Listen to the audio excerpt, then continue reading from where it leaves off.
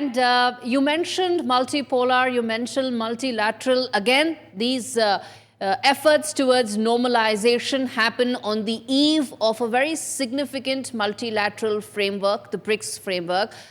As someone who's studied China very closely for decades, as someone who understands this region very closely, I want to understand from you, sir, that does this pave the way for the next phase of India-China relationship? What would that be? And also India-China relationship in the context of the multilateral frameworks that you're mentioning, whether it's BRICS, whether it's several others.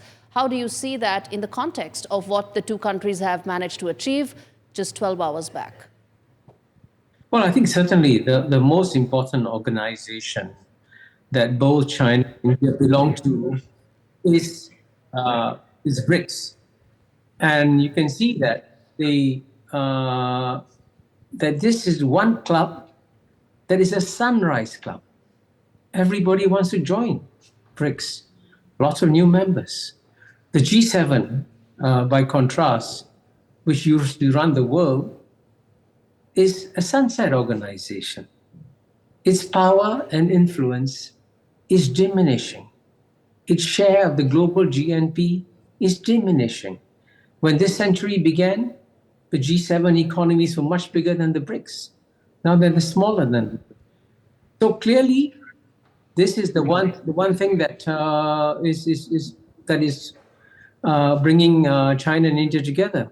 But also at the same time, I must emphasize that China's and India's rise is part of a broader Asian rise.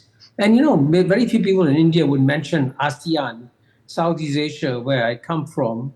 But in the year 2000, Japan's economy was 8 times bigger than ASEAN.